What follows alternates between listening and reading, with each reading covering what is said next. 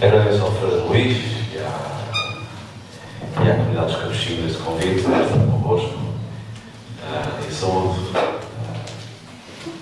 os nossos irmãos franciscanos e quero felicitá-los por estes encontros. No fundo, concretizam o apelo que agora em 2016, na última exortação, fez de pedir à Igreja que se reúna à volta da palavra do Senhor. Não é? E nós somos meramente comentadores e partilhamos aquilo que ela nos vai suscitar. Não sei se eles me ouvem, se está bom assim. Eu estou um bocado rouco, eu tive 3 horas a falar antes de vir para cá, mas vou chegar ao fim, descansar. O que me foi pedido não é um tema fácil, para partilhar convosco como é que a Igreja olha para si, como é que o Novo Testamento pensa a Igreja, anuncia a Igreja, que somos nós, que nós construímos, e digamos, o que é que se entende, qual é o sentido dessa expressão que está neste dia da nossa semana, essa Igreja povo da Nova Aliança. E por isso temos de perguntar a quem redigiu o Novo Testamento, uma parte mais importante da nossa palavra inspiradora, o que é que ele entende e o que é que eles, Mateus, Marcos e Paulo, entendem por povo e entendem por essa nova aliança. Primeiro em Mateus, numas pinceladas muito breves, eu escolhi um texto que eu seguirei para não me perder. A Igreja de Mateus, obviamente que é a mesma Igreja, em ambientes, em zonas geográficas diferentes, comunidades diversas. Mateus para uma mais da tradição da Palestina, do judaísmo. Mas a Igreja de Mateus, dentro da sua perspectiva, é um corpo mutilado, porque não é um corpo completo. Falta lá o desgraçado Judas. Não é? Por isso são 11, não são 12. Não é? E são estes 11 que formam essa comunidade. São aqueles que chegaram ao fim e chegam ao monte estabelecido por Jesus. E quando o veem, só depois da ressurreição, prostram-se em adoração. Mas este reconhecimento convive lado a lado com a dúvida. E eu brinco várias vezes, peço desculpa com coisas sérias, porque estes 11, na hora da verdade, eram todos à sola. Está lá escrito, estou completamente ilibado, mas estou a dizer. Não é? Na altura da verdade, Jesus morre sozinho. E eles vão ser reencontrados. E mesmo depois da Páscoa, continuam. A Páscoa não é nenhum automatismo. Não é? Necessita, obviamente, o consentimento dos discípulos e das primeiras comunidades. Por isso, estes 11 convivem lado a lado com a dúvida.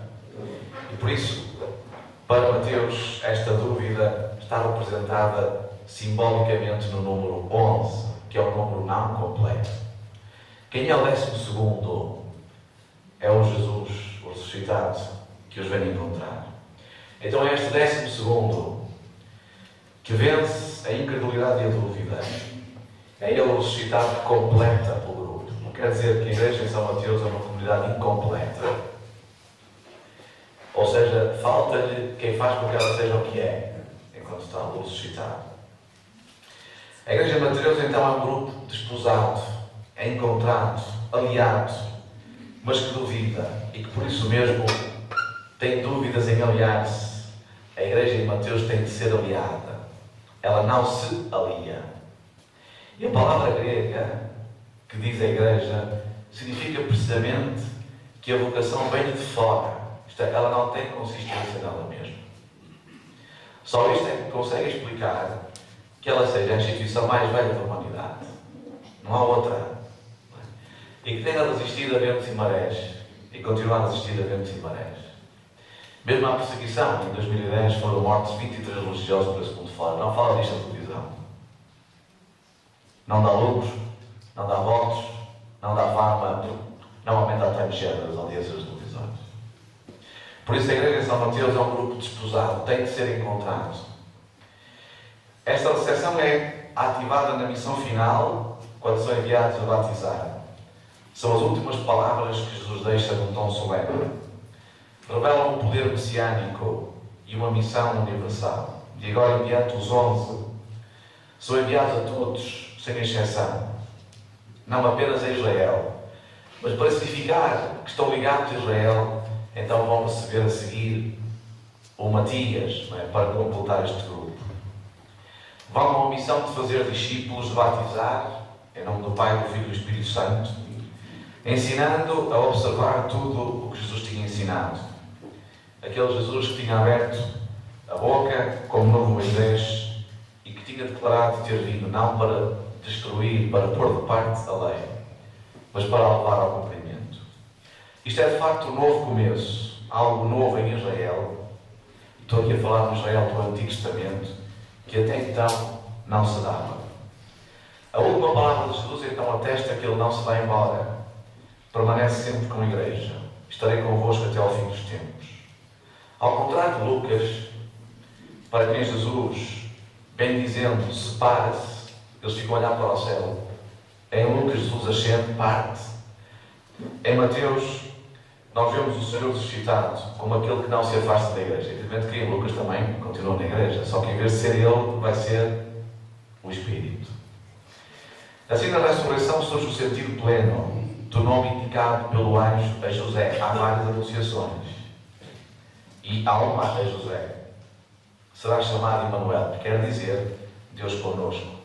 Então a história de Jesus, em Mateus, desde o início até ao fim, abre a uma presença, uma companhia. Esta era a marca de Israel, que agora passa a ser a de Jesus no seio da Igreja. Por isso o discurso de Mateus sobre a Igreja parte muito do Cristo, tal como nos mostram dois grandes capítulos, o 18 e o 10, onde salta à vista a forte correspondência entre Jesus e os discípulos, entre Jesus e os mais pequeninos, alvo de uma particular afeição. Deus em Jesus então constrói uma comunidade verdadeiramente fraterna. Por isso a Igreja não começa só depois da Páscoa. Ela já está presente durante o ministério público de Jesus e já está antecipada no povo de Israel. Que povo é este? É o povo dos mais pequeninos, que gera uma fraternidade. E tal só é possível sem o conceito étnico de povo. E esta é uma das notas distintivas da Igreja. A Igreja, em Mateus, não é o novo povo de Israel. Ela é o grupo dos irmãos de Jesus. Isto é uma coisa muito séria. Porque uma coisa, o conceito de povo ficou e está muitas vezes conotado como a etnia. É um conceito muitas vezes reduzido, circunscrito a uma história, a uma população. Parece que Deus só foi Deus de Israel, daquele de Israel e não de mais ninguém. E é por isso que a Igreja de Mateus é o conjunto dos irmãos. Paulo vai dizer isto de uma maneira muito mais bonita também, vai ser de uma família. Este conceito, esta categoria de Igreja é muito frequente em São Paulo, curiosamente, aquele que na tradição protestante foi acusado de não querer igreja, de não querer sacramentos, de não querer ministério. É usado, curiosamente, só 3 vezes, e curiosamente só São Mateus. É comum, na tradução grega dos 70, para traduzir a palavra hebraica que significa exatamente comunidade. No capítulo 16, Mateus ensina como podem fazer parte da Igreja. Se ela é o conjunto dos irmãos, então fazem parte da Igreja todos aqueles que, como Pedro, reconhecem Jesus como o seu irmão, o Filho de Deus vivo, e que são, como Jesus, e somos filhos de Deus. Por isso a Igreja é uma Igreja messiânica, é uma Igreja filial em Mateus. E nós vamos ver, eu espero daqui a pouco ser convencido os senhores, que a nossa Igreja não é a Igreja dos telejornais. Essa é só olhada da fachada e de fora, enquanto está. A nossa Igreja é uma Igreja que, quando ela tem vitrais, não é, Frei Luís? Ela só é bonita quando nós estamos lá dentro. Porque é de lá de dentro que os vitrais ganham cor. Não é? Se nós estivermos de fora, a figura sai muito tosca. A beleza da Igreja está no seu interior e no seu mistério. Quer dizer que é algo que não se vê. Isto é muito difícil dizer à cultura contemporânea. Que só quer acreditar no que vê, no que toca e no que experimenta. Visto o resultado disto. Por isso a Igreja é o conjunto daqueles que continuam com Pedro a dizer: nós somos filhos, como Jesus. No capítulo 18, Mateus acrescenta algo. O contexto sugere uma comunidade local que se reúne no nome do Senhor.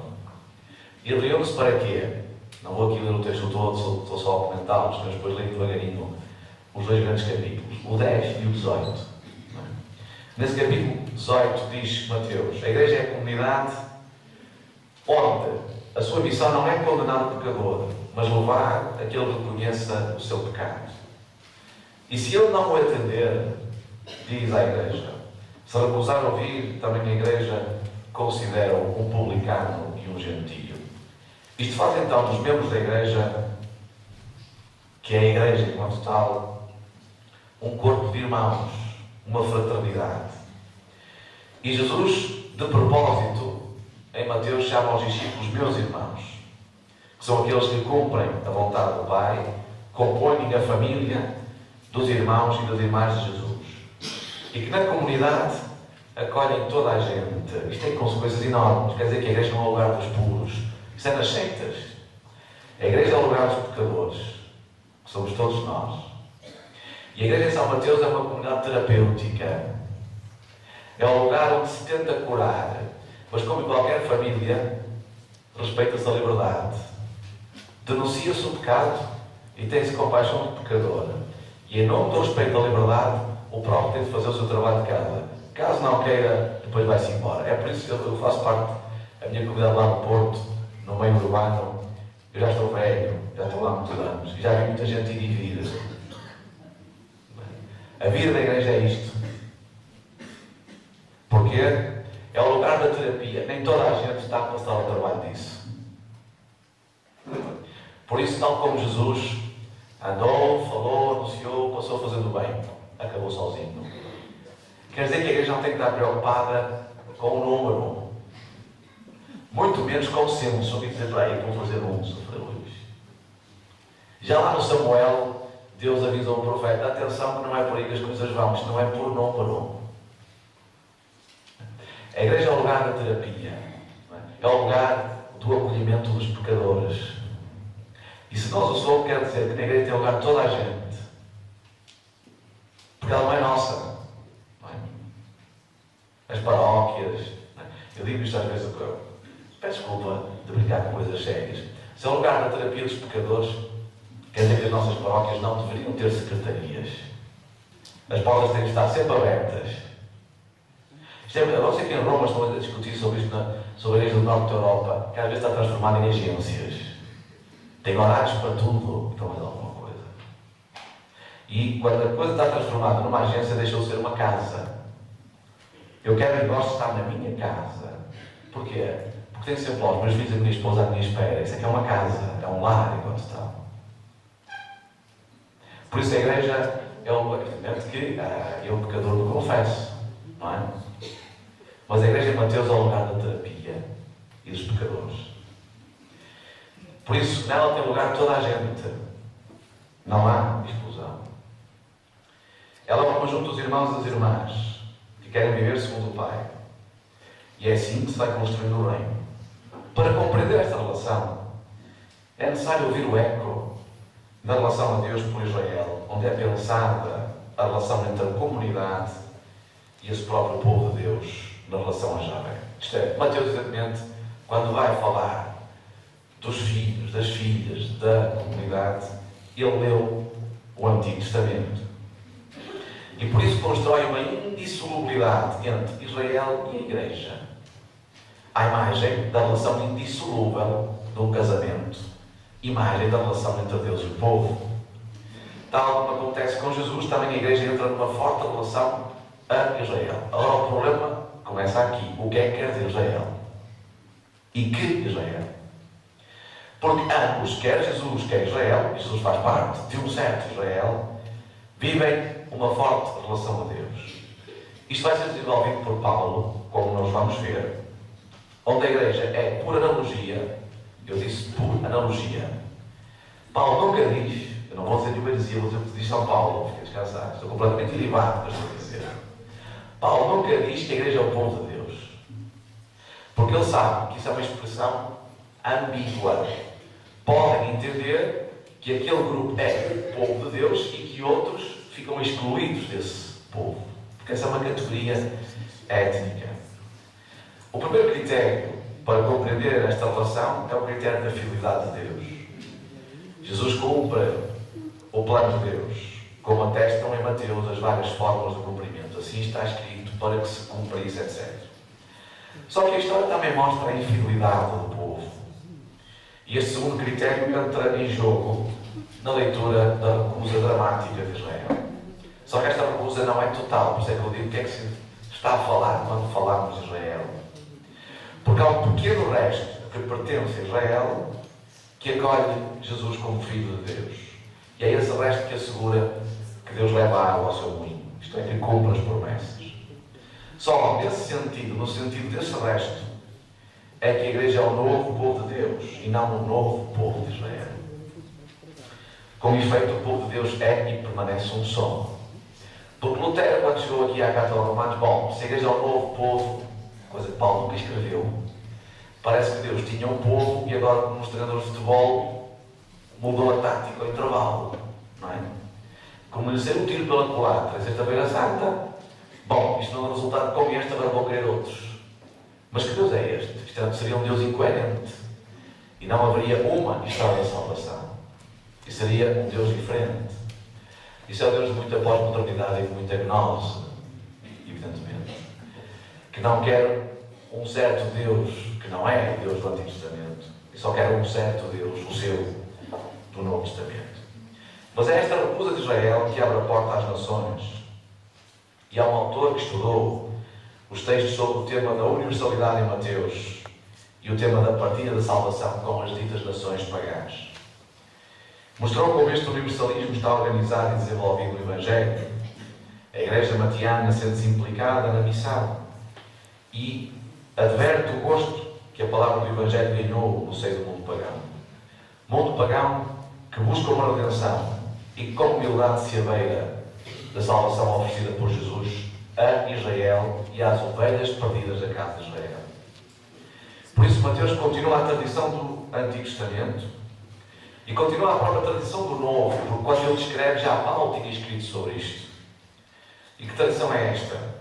Aquela que tenta dar raízes à Igreja, que tenta dizer que ela vem de Israel, do tal resto de Israel. Para quê? Para que ela tenha uma aliança na história, para que não caia de paraquedas, para que tenha um caule, uma seiva que vem de longe, que não é sua e que é a mesma, aquela que Deus dá a Israel. Só que sim é que ela tem credibilidade e memória. E a Igreja de Lucas? A Igreja de Lucas é a Igreja de Pedro e de Paulo. É a comunidade da presença do Espírito. E o leitor em São Lucas está significativa e sintomaticamente no templo. A Igreja em Lucas é o templo, o lugar da presença do Espírito.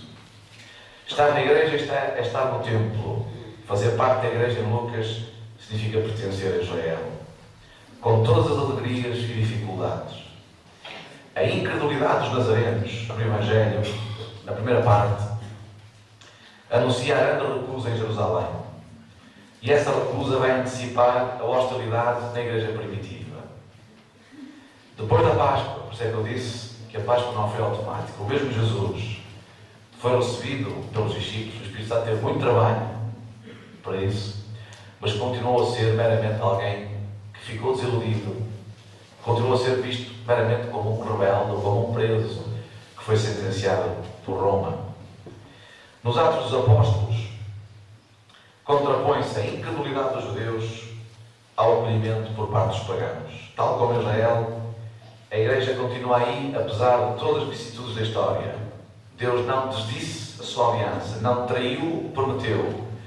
E escreve Lucas, continua a ter um grande povo nesta cidade, como aqui. Neste sentido, depois da Páscoa, Israel continua a ter o seu templo, aonde? Na Igreja, onde Deus inabita pelo Espírito, apesar das dificuldades que Teófilo começa a encontrar. Mas o templo não estava em Jerusalém, quando Lucas escreve, já não estava. Por isso, onde é que está a presença do Espírito? E porque é que termina a vida de Jesus em Jerusalém? É um parênteses. Quem viveu assim, quem anunciou a fidelidade de Deus, obviamente, sofreu o que sofreu. Por isso, Jerusalém, em Lucas, é um parênteses. Em Marcos, é o lugar do final de um processo. Em Mateus, é o segundo Sinai, onde acaba a revelação que Moisés começou. E em Lucas, é apenas um tempo que vai estar antes da grande transferência para o Espírito. A promessa da parte de Deus em aliar-se para essa que é a grande aliança. É Deus que se alia para sempre com Israel e connosco. Continua a manter-se. Deus continua a ter um grande povo nesta cidade, Atos 18. Por isso, se esta promessa se mantém, e se Deus mantém a aliança, então ela atravessou já o ministério da vida pública de Jesus. Próximo da tradição de Paulo, o mundo de Lucas estabelece uma continuidade entre Israel, um certo Israel e a Igreja, por analogia com a proximidade entre Jesus e Israel. Então a Igreja já nasce em Jesus antes da Páscoa, enquanto filho de Israel. E como é que a Igreja então nasce? Qual é o nascimento da Igreja em Jesus? Jesus liga a Igreja a Israel sendo filho de Israel. Gera-se nesta ligação. Alia a Igreja nesta relação. Como é que então a Igreja é povo novo se Jesus se limita a ligá-la ao que já está, ao povo do Antigo Testamento? Continua ou separa-se? Aprofunda ou anula? Jesus acrescenta novidade ao judaísmo, ao fazer discípulos, ao falar com autoridade, ao anunciar em vulgar e inaudita mensagem do reino, pelo menos daquela maneira e com aqueles sinais, acrescenta algo que Israel do Antigo Testamento não tem. E essa é uma marca indelével da Igreja.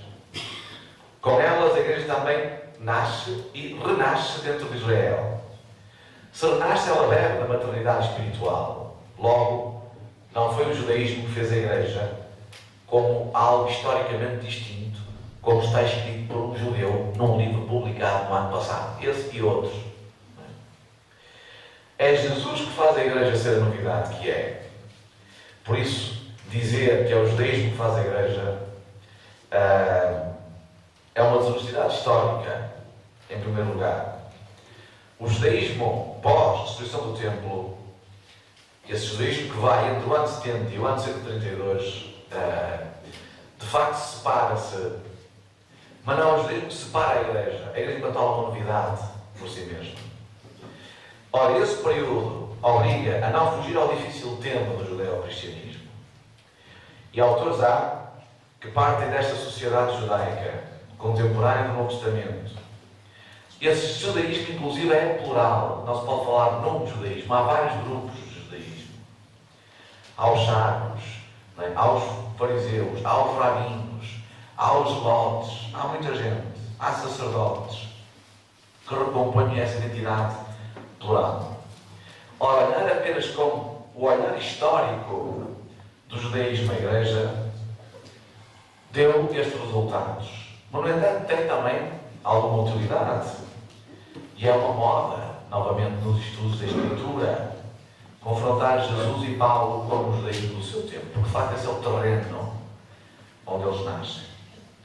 Mas considerar que a separação entre o judaísmo e a Igreja resulta da destruição do templo no ano 70, isso é muito pouco.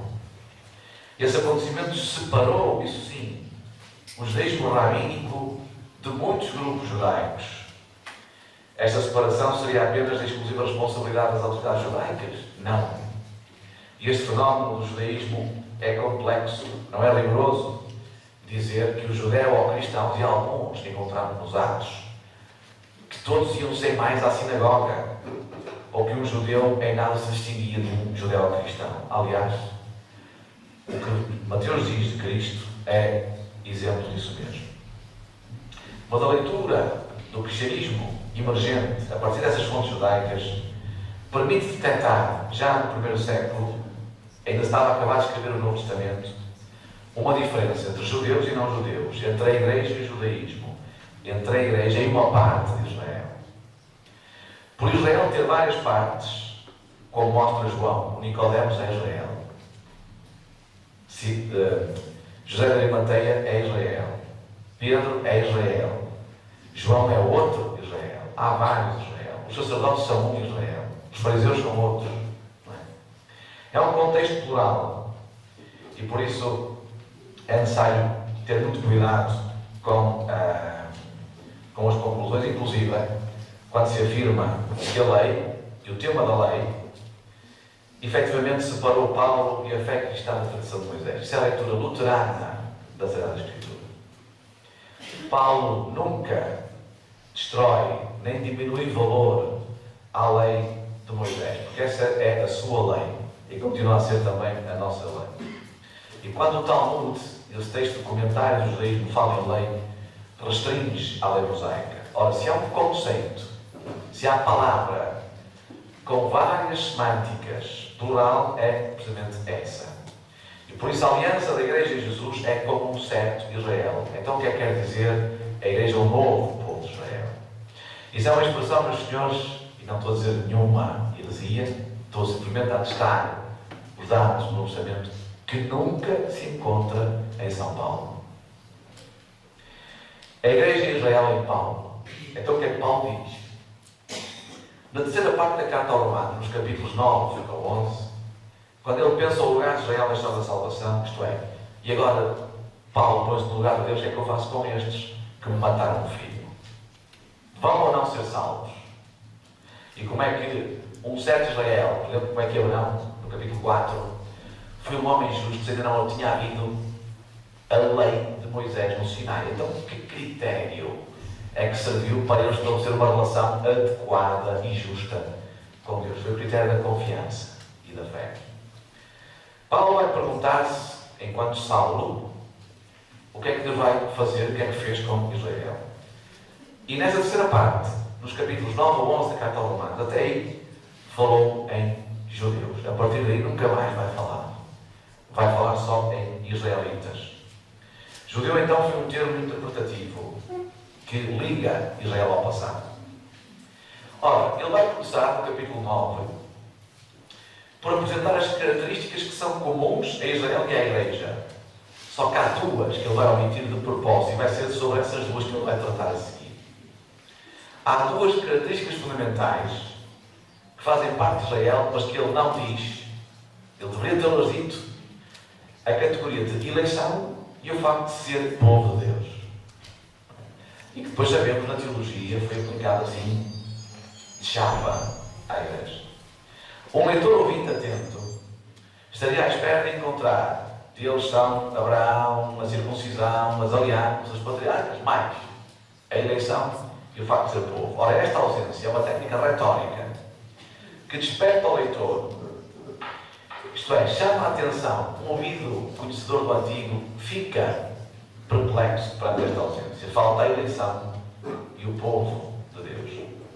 Será então possível dizer em Paulo que a Igreja é o novo povo de Israel só porque parece que aqui não está aplicado aparentemente ao Israel do Antigo Testamento? Isto é, Paulo, como não disse, então o Israel já não é, então é a Igreja o novo povo de Deus. Isto é Lutero a ler a carta aos Romanos. O que é isso de Israel? De hoje, de outros fóruns, estava a falar após o sistema, toquei nisto, não é? E quando se fala em judaísmo, em Israel, nós temos que perguntar, mas de que sensibilidade, de que tradição é que estamos a tratar? Paulo começa, nesta terceira parte, começa e acaba com as promessas. Paulo nunca abaixa Israel, apenas vê a sua função histórica. Israel já recebeu a glória com a Torá. Mas o histórico, para Paulo, não é tido em conta. A Igreja, para Paulo, não é um povo no meio dos outros, nem um povo igual aos outros. Por não o ser, é que ele omitiu esta característica de povo de Deus, é por não ser que ele pode ligar a Igreja a Israel. Pelo menos a um certo Israel. Há Israel e Israel. Então ele começa, nem todos são Israel. Para a Igreja ser o novo Israel de Deus, não pode ser um povo igual ao de Sexta-feira Santa. Pelo menos uma parte dele representada numa parte da classe da caixa sacerdotal. É por não se identificar só com estes que ela é pertence a muitos ou de todos.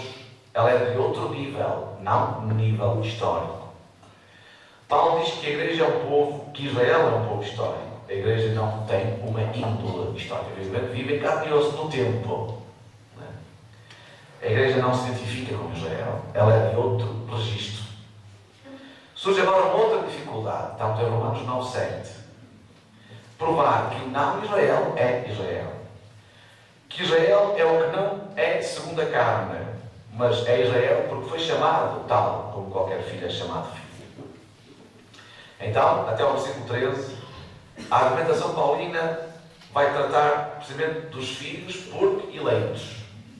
Paulo, para sair daqui, outro problema. Mas se há filhos que são eleitos, mas como é que é? Se só uns são eleitos e os outros. Ele tem de recorrer aos profetas. E então vai fazer uma leitura comparativa em Romanos 9, 25, de Oséias 1, Oséias 2 e Isaías 10. Ele vai, perante a pergunta sobre quem é Israel, responder com o próprio texto que os rabinos não gostavam e que Saulo se esqueceu. Israel é o resto. E nesse resto entrarão os pagãos. Paulo tem de mostrar que Oséias 2 não se pode referir ao resto, mas aos pagãos. Chamei ao vosso irmão, meu povo, e à vossa irmã, a compadecida. Portanto, não há uns que são deixados e outros que são tomados. A palavra Israel está ausente em Romanos 9, 25 e 26, bem como a palavra povo, para tornar impossível que os atores dos versículos 26 e 25 sejam iguais, que o povo é igual ao não povo, a amar é igual ao não amar. Eu explico, peço licença para ler brevemente o texto. Como diz Oséias, chamarei povo meu ao que não era meu povo, e amada à que não era amada. Isto é Deus a tocar o bico ao prego, não é? Em enciumar Israel, eles abandonaram e correram em idolatria, e Deus, então, para chamar à pedra a sua comunidade amada, vai provocá-la ao ciúme. Há muitas maneiras, essa é uma delas. Não é? Fizeste-me, agora tu vais ver. Não é? E no lugar em que se lhes disse, vós não sois meu povo, aí serão chamados filhos de Deus. Não diz, aí serão chamados povo. Relativamente a Israel, continua Oséias, dele clama Isaías. Ainda que o número dos filhos de Israel seja como a areia do mar, o resto é que será salvo. O Senhor cumprirá a sua palavra, como Isaías já disse. Se não nos tivesse deixado descendência, ter-nos-íamos tornado como Sodoma e Gomorra.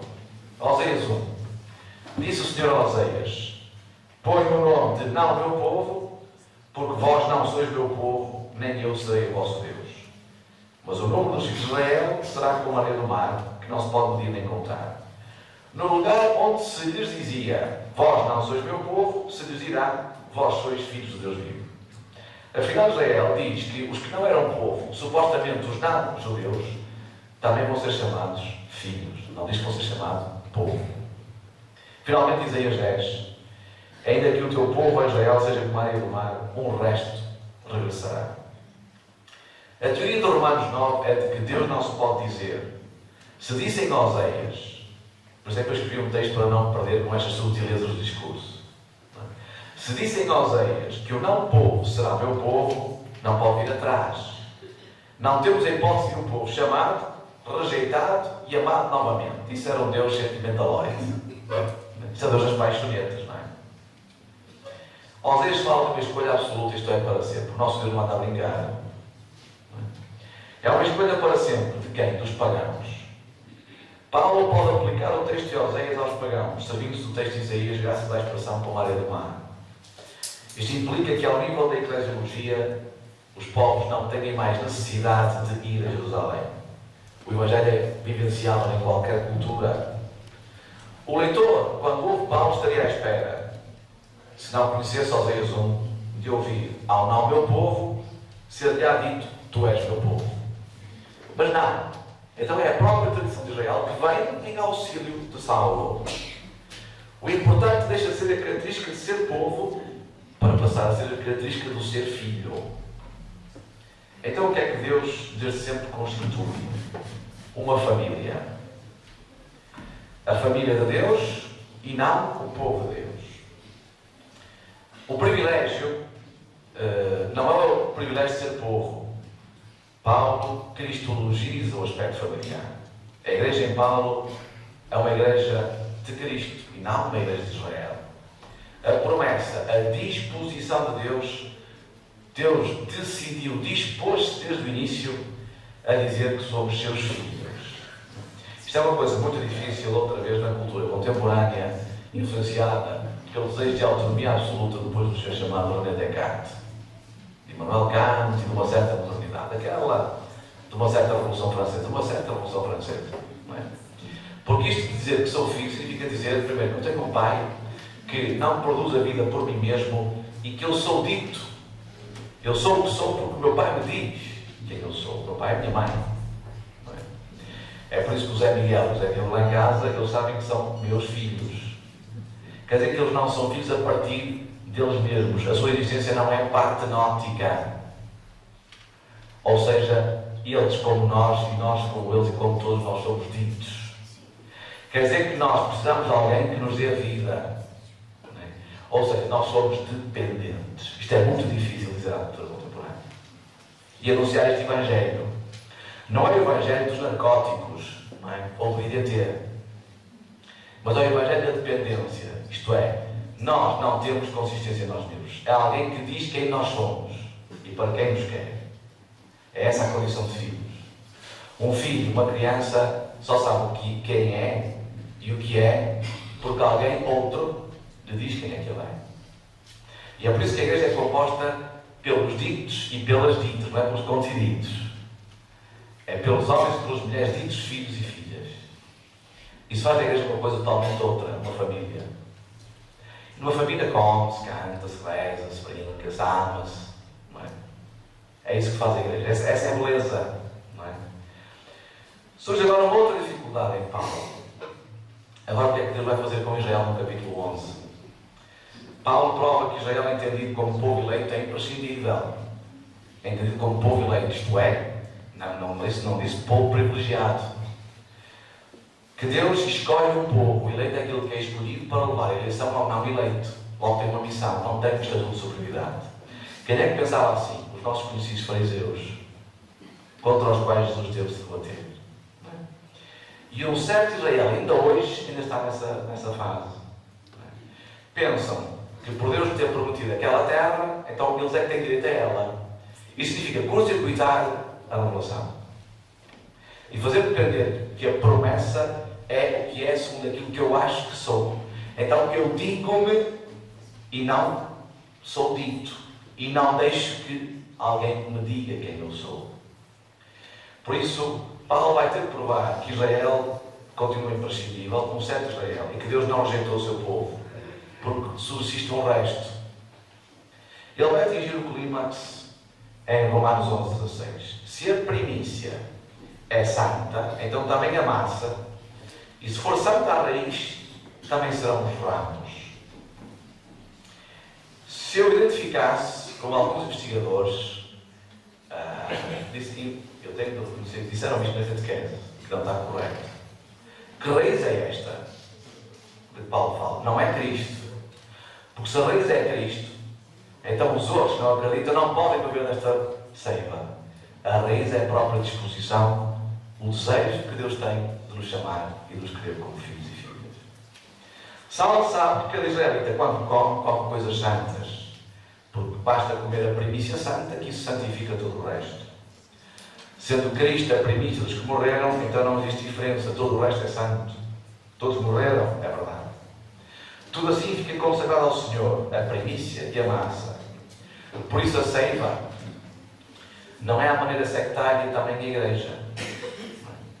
Quer dizer que eu colocaria de fora o Antigo Testamento. Isso fez uma certa tradição protestante radical. Paulo então agora, no versículo 17, vai poder anunciar que a igreja continua aliada à raiz, mesmo não sendo aparentemente da mesma estilo. Isto é um Deus, e assim é que consegue fazer clonagem. Como fazer ao robô os enxertos. Não é? E peço licença para ler o texto. Se porém alguns dos ramos foram cortados, tu, oliveira brava, foste enxertado no meio deles e tornaste participante da raiz. Portanto, oliveira brava, a raiz não é a igreja. Não te glories contra os ramos, porque se te gloriares, sabes que não és tu que sustenta a raiz, mas a raiz a ti. Dirás, pois, alguns ramos foram cortados para que o fosse enxertado. Bem, pela sua incredulidade foram cortados. Tu, porém, estás firme diante da fé. Mas não te ensoberbeças. Porque se Deus não poupou os ramos naturais, supostamente, acrescentou Israel, também não te poupará. Considera a bondade e a severidade de Deus. Para com os queiram severidade, mas para contigo a bondade, se nela permanecer. Então é um jogo de verdades. E às vezes ao longo da história a igreja esquece-se disto. Se de outra maneira, também, caso contrário, também tu serás cortado. E eles também, se não permaneceram na incredulidade, serão enxertados. Deus é poderoso para os enxertar de novo.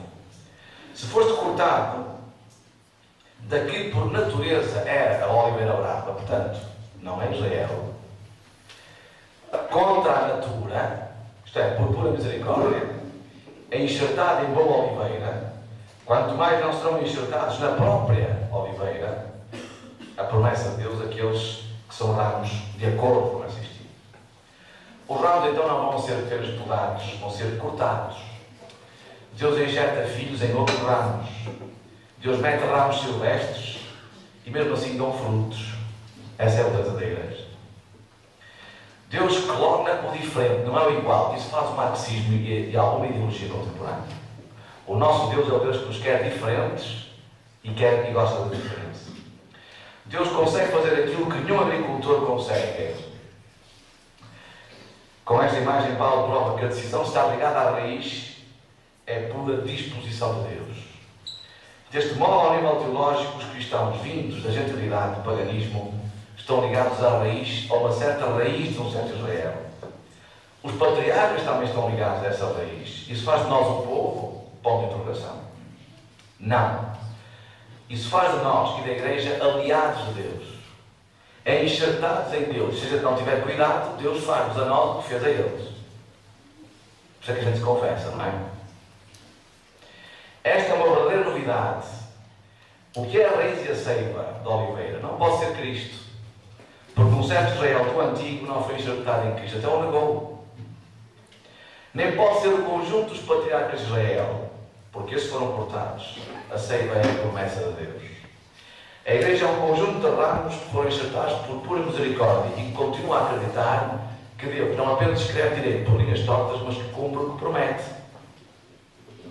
Então a teologia contemporânea, a reflexão que a fé faz sobre a igreja, traduziu isto como a palavra de sacramento.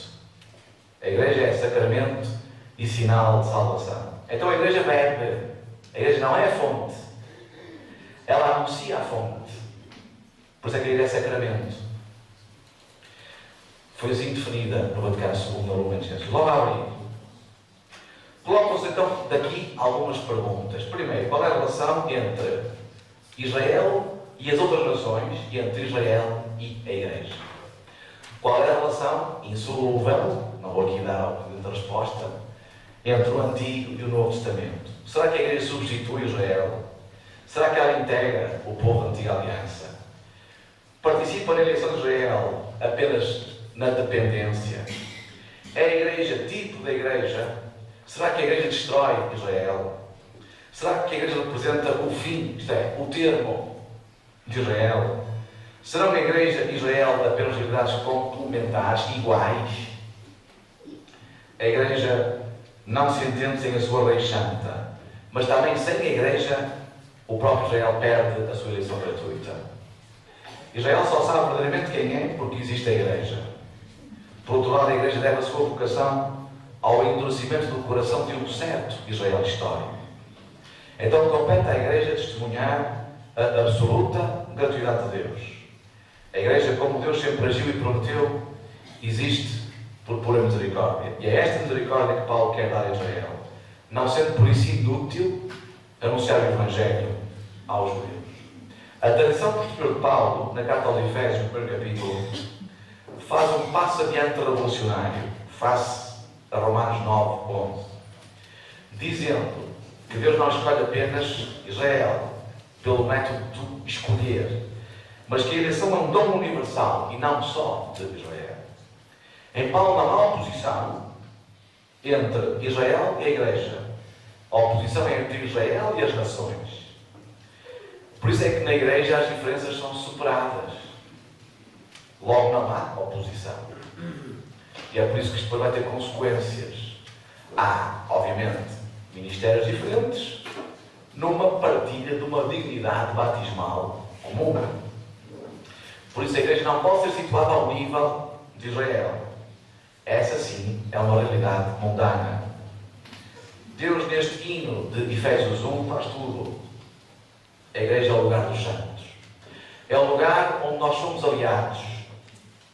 E se olharmos não para o que Deus faz, mas para aquilo que a Igreja consegue mostrar e revelar do que Deus faz, há algumas características visíveis que permitem por elas que nós fiquemos convencidos que é possível aliar a Igreja a Deus e por ela aliarmos a Deus, fazendo dela uma necessidade, um imperativo. Deus considerou em Jesus necessária a Igreja, ainda que ela seja contingente.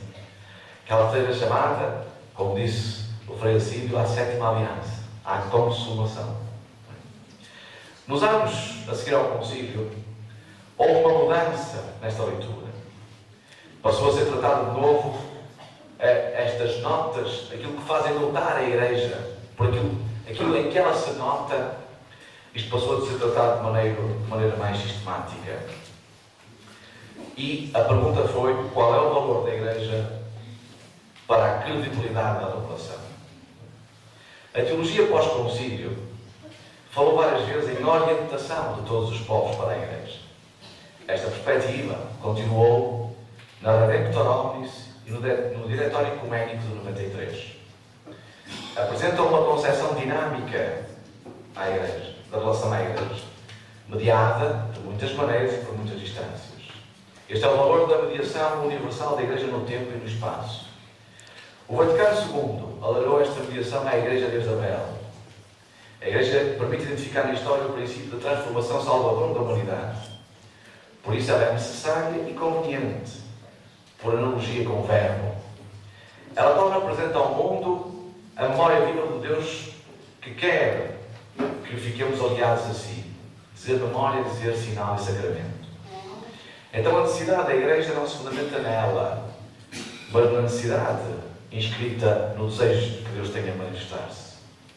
Em primeiro lugar, valorizações deste sinal de sacramento aplicado à Igreja.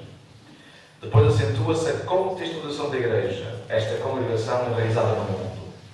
E finalmente, o papel da Igreja no diálogo ecuménico e interreligioso. E para terminar, apenas algumas das notas com as quais a Igreja se dentro do tempo para apenas algumas das notas que fazem notar este povo. Jesus dotou a Igreja de 4 notas teológicas que nós todos os domingos professamos no credo. A Igreja é una, santa, católica e apostólica. As notas da unidade, da catolicidade, da apostolicidade e da santidade.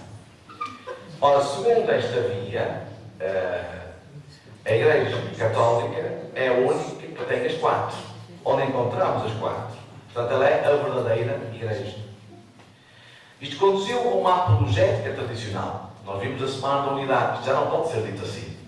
Evoluiu, graças a Deus. Não é? Após o Concílio Vaticano II, esta perspectiva, algo exclusivista, foi abandonada. Então, entende-se hoje estas notas como os atributos que distinguem a Igreja como Igreja, enquanto tal. Estas notas são as propriedades presentes na Igreja e detectáveis nas igrejas.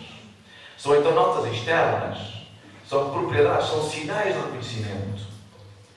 Uma outra modalidade é a via das notas, mas usada de maneira de 4 formas diferentes. Ela faz-se notar através da relação. É uma forma destas 4 notas. E é um método comparativo desenvolvido no início do século XX, que compara de maneira exclusivista, e por isso é ainda tradicional, a Igreja Católica com as demais igrejas. E depois sim, umas têm notas positivas, outras notas negativas. A via da finalidade está intimamente ligada com o anterior. sobretudo depois dos avanços da teologia ecuménica nos últimos 30 anos. Está sobretudo presente em teólogos não católicos que salientam como, a partir da análise das próprias notas da Igreja, se descobre, não na novidade, mas sobretudo no fim, isto é, eu só vou saber o que é a santidade, a catolicidade, a apostolicidade e a unidade no fim. Isto é, ela faz-se notar pelo objetivo para o qual ela existe, para o qual está chamada. Por isso, de facto, esta via das notas do fim consegue passar para além das divisões ecuménicas, esse escândalo dos cristãos. Uma outra nota que faz com que isto seja notada é a nota do seu paradoxo, que dá conta dos sinais que distinguem a Igreja de uma sociedade concreta. Há um paradoxo na Igreja. Tanta gente, tanto lado, tantas idades, tantas culturas. E nós estamos aqui todos convocados meramente por uma palavra. Há aqui algo de arrebatador. E é este arrebatamento, esta sedução que nós chamamos de religião, que nos religa enquanto tal. Não é por acaso, continua a ser a instituição que mais gente nova consegue congregar. Os partidos políticos estão às moscas, não é? As associações juvenis, não é? Porque há aqui algo que cativa, há aqui um paradoxo que não é totalmente explicável. E isto faz notar a Igreja e dar crédito. Isto é, por aí ela consegue aliar-nos a algo irreprimível e arrebatador. São aqueles sinais que distinguem a Igreja de uma sociedade comum. E é curioso que ela consegue subsistir apesar das tensões. A Igreja aparece sobretudo como mistério. Ela causa surpresa. Como é que ela continua a instituição mais velha da humanidade? Como é que ela não acaba? Depois de muitos quererem que ela acabasse. Depois de muitas vezes terem dito que ela acabaria. Está escrito. Não é? Como é que ela continua presente nos 4 cantos do mundo? Não é? Porque é que ela vai onde muitos não querem ir? Não é? Os franciscanos. Não é? E muitas vezes são eles a segurança social, o Estado, a escola, os hospitais. Porquê? Uma via que a faz notar é a via da unidade. Como é que ela consegue juntar tanta gente diferente? Se ela consegue juntar tanta gente diferente, como é que ela é um povo? Há aqui uma novidade, outra, enquanto está. E nos últimos anos, esta via da unidade tipifica vários modelos de união parcial, é verdade. Como a união espiritual, a união mundial, a união na ação, enquanto está. Mas a Igreja também se faz notar na sua história, pela história que ela vive e que construiu.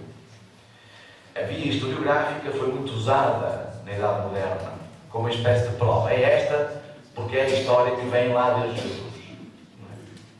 E isto foi desenvolvido na chamada Nota da Fundação. Esta é a aliança, a única aliança, porque é a única comunidade que nos alia desde os inícios e até aos inícios.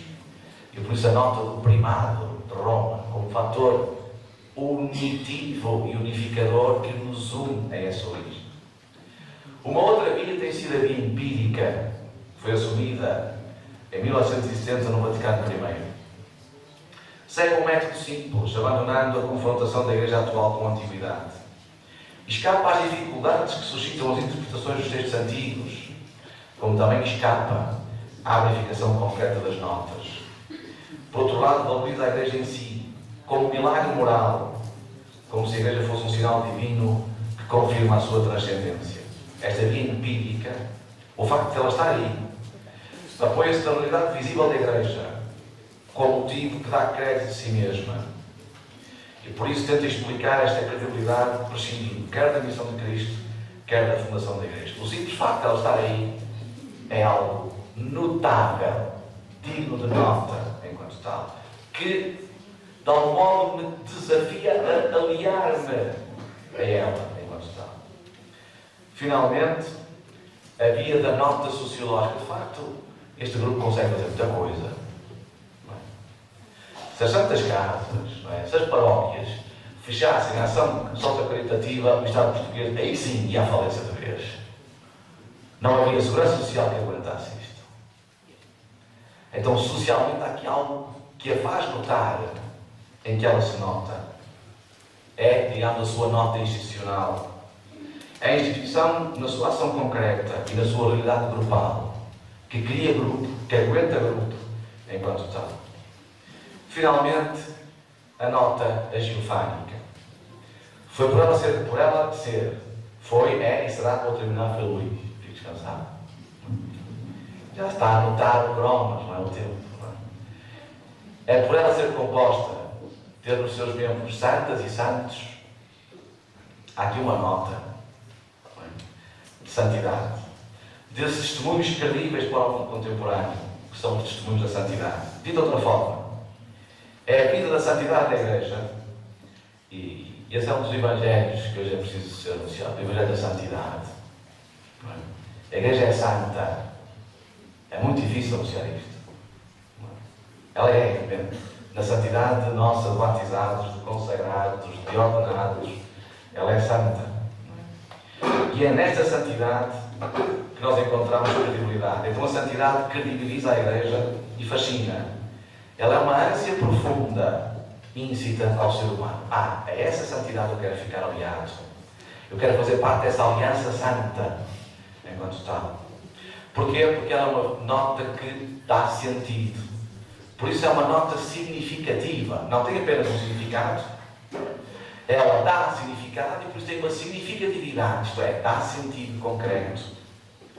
Esta nota parte da categoria de sacramento para dizer a Igreja como projeto. Ela tem significado porque continua um serviço desinteressado ao mundo e ao homem. Marca positivamente a história. Não obstante, às vezes, ser uma história também conturbada e de pecado.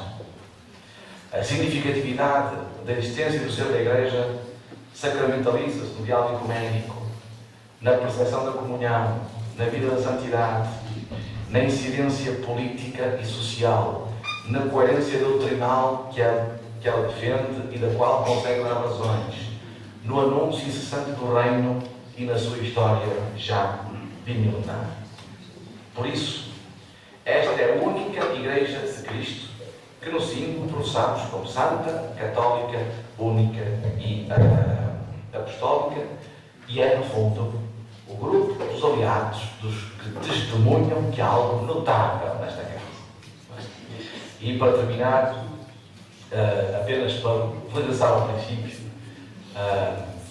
é preciso matizar, de algum modo, precisar muito bem como é que se pode continuar a afirmar que a Igreja é povo. É verdade que é um dos capítulos da Lumen Gentium. Ela é povo não porque é redutível a uma etnia, mas porque dela fazem parte todos que Deus diz, aqueles que deixam, que Deus lhes diga que eles e nós somos suas filhas e seus filhos. Não é? E nesse sentido a Igreja vai ser, e aqui peço desculpa por defeito, de facto, gosto muito da imagem de Paulo. A Igreja é esposa, a Igreja é uma família, é o conjunto dos filhos de Deus. É isso que a torna bela e é isso que a faz notar. É esse, digamos, esse conjunto de filhos, é essa filharada eu quero fazer parte, eu quero ficar aliado a essa filharada. Agradeço a vossa paciência e a vossa tolerância.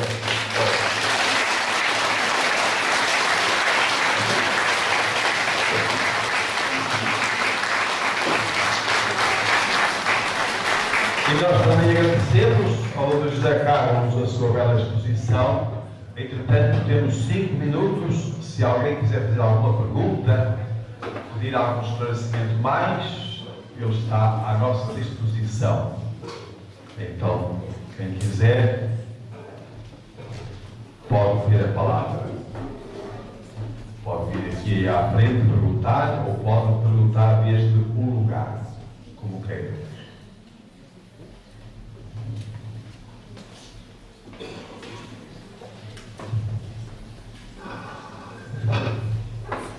Se não há pergunta, Maria Cecília vai fazer uma pergunta.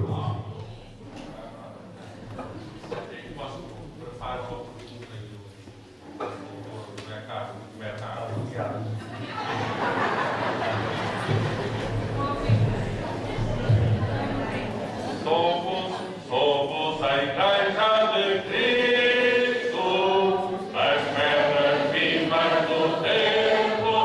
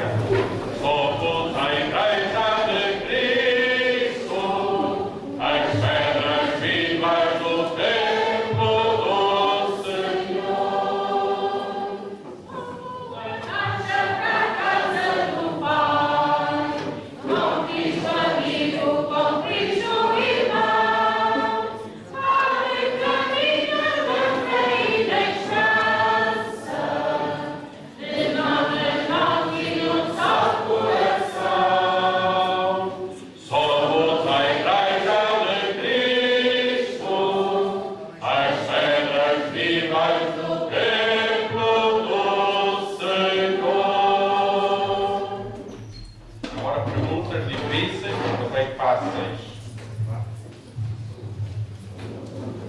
E também lembramos que a Bela Conferência que ouviram, ela está publicada na íntegra na revista bíblica científica, que está lá ao fundo. Portanto, se alguém tiver interesse em ler assim, devagarinho, com calma, tirar bem os apontamentos, está tudo escrito na revista bíblica científica, que está ao fundo.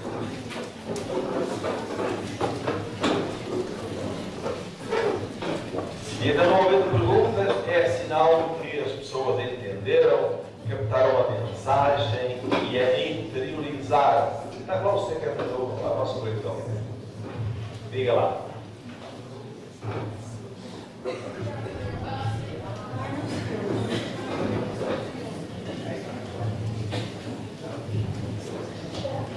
E aqui, isto pode fazer aqui deste microfone. Vamos desculpar, pastor, o que eu tenho tentado um bocado rouco. É o seguinte, segundo o que me deu a entender, o ecumenismo que o professor falou, parece que havia um pouco de desacordo com aquilo que atualmente se aprovou tanto o Santo Padre da Igreja Cristã. E segundo o que eu entendi, parece que há um desacordo com o ecumenismo, por alguma outras igrejas. E das igrejas, quando tem outras maneiras de atuar e diz-se que eu entendi que eu um certo apoio, que queria perguntar o que é que pensa dessa situação. Obrigado. Em primeiro lugar, a divisão dos cristãos, eu penso aquilo que pensa o Conselho, é um escândalo. Nós tivemos esta semana de unidade em que rezamos, em que nos encontramos, porque há divergências são mais de cariz disciplinar como o mundo oriental, a ortodoxia, e são mais de cariz doutrinal, isto são mais complexas como o mundo da reforma da tradição protestante. O que eu referi foi que durante alguns séculos a própria teologia e a própria Igreja, ao reconhecer-se, por isso eu dizia no início, há algum cuidado a ter com a expressão do povo de Deus. Se a Igreja é o povo de Deus, ela própria olhou para os nossos irmãos protestantes, luteranos, anglicanos, metodistas, presbiterianos, enfim, essa panóplia, quase como se não fossem cristãos. Então hoje, a teologia, e também por respeito, abandonou essa linguagem do verdadeiro e do falso. Ou seja, reconhecem que nessas tradições está presente Jesus, o Espírito de Deus também trabalha, seguem o Evangelho. E depois há ali pormenores, doutrinais. Há que dizer as coisas pelos nomes que nos separam, mas é muito mais o que nos une do que aquilo que nos separa. E por outro lado, ao abandonar esta terminologia do verdadeiro e do falso, nós somos o verdadeiro povo de Deus, eles não somos o falso povo de Deus. Porquê? Isto demora tempo, não é? E às vezes nós vamos descobrir algumas coisas, precisamos às vezes de anos para ir amadurecendo, porque a Igreja finalmente deu-se conta de que há uma presença, há tradição, há seriedade e há ação do Espírito do Senhor também nessas comunidades cristãs.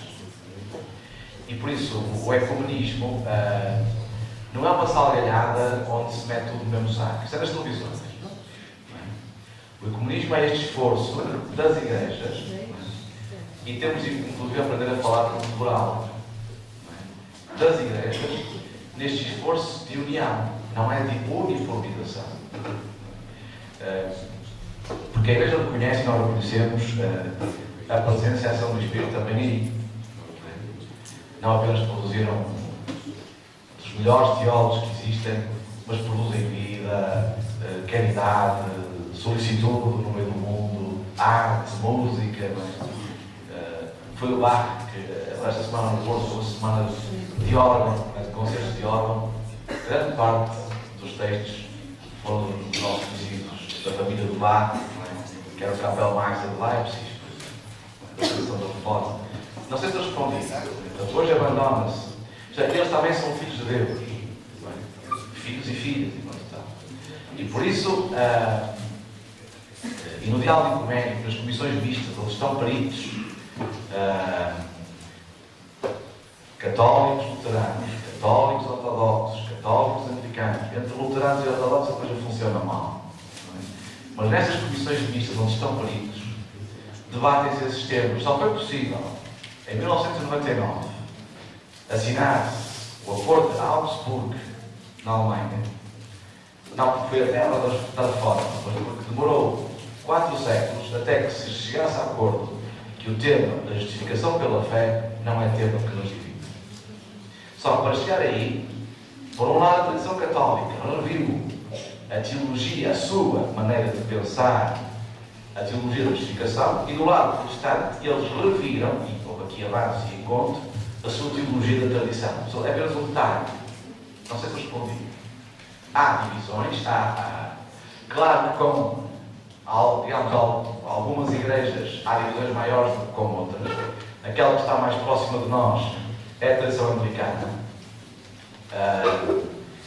E é por isso que agora, há 2 semanas, houve alguns bispos, inclusive um auxiliar de cantuária, que converteu-se, um homem casado, não é? Que foi ordenado e converteu-se à Igreja Católica.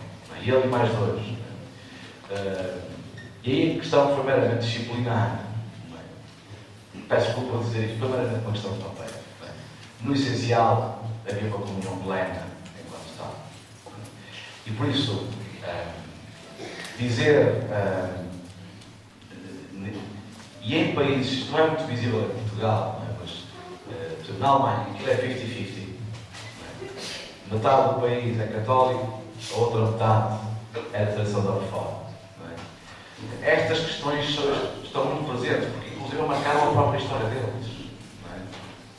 Como os cristãos cometeram atrocidades entre si no século XVII. O Islão ainda está nessa fase. Nós também fizemos muitas asneiras.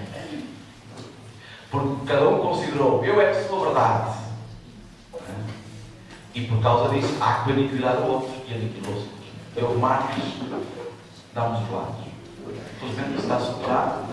E que hoje abandonou-se essas categorias do verdadeiro e do falso. A Igreja Católica, nela, e o Concílio, por causa disso, teve muito cuidado lá no latim. Não é? O Evangelho subsiste na Igreja Católica. Isso não impede que também não esteja presente e que Deus continue a atuar nos nossos irmãos. Não sei se respondi. E é este esforço de união que será, no futuro, será uma união plural. Será uma união plural. Quer com o mundo atualmente, a questão central da divisão, e vou terminar, é a questão do poder. Isto é, qual é o lugar do primado de Roma e do primado de Pedro? O problema é o poder. Não é? E isso continua a ser trabalhado e a ser tema de debate. Já muitas questões foram superadas. Há ali, nas questões marianas, aí é preciso ter muito cuidado com as palavras. Não é? Mas são, digamos, no fundamental nós estamos unidos.